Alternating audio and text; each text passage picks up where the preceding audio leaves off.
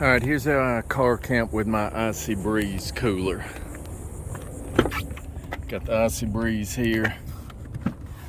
Got my ice in it. Had 20 pounds in it I added. Crack the windows.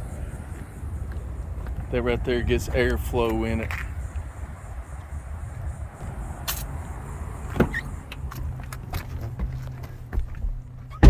You can see the back. That's where the air is going to go. We're going to put this thing on low.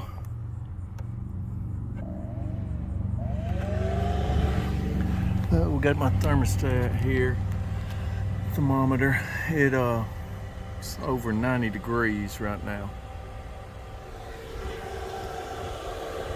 We're going to sit this right here a few minutes and see what it does. I'll tell you what it's going to do. It's going to drop it down to about 80, so I'm going to go ahead and put it on extreme cool. I'm going to go up to high. Right now it's on medium. I've got the 10 amp hour battery.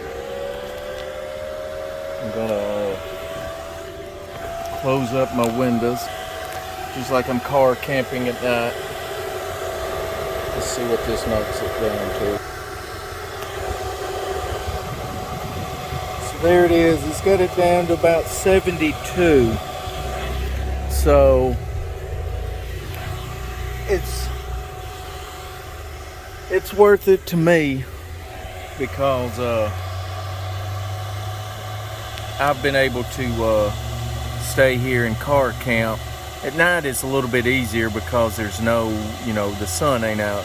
This is extreme conditions. I'm in a parking lot here in the freaking sun in the middle of, well, it's the beginning of August. So here in Florida, I think it said it's 93 degrees outside right now. So yeah, is it worth the money? Yeah.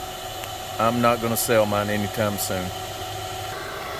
Now I can pull this out, extend it to me up a little higher and have it blowing on me a little bit better if I need to. But at night, what I like to do is take my DeWalt fan, also add it with it, and my 12-volt cigarette lighter fan. So I'm able to do this quite well, actually. Going on 2 months here in Florida like this.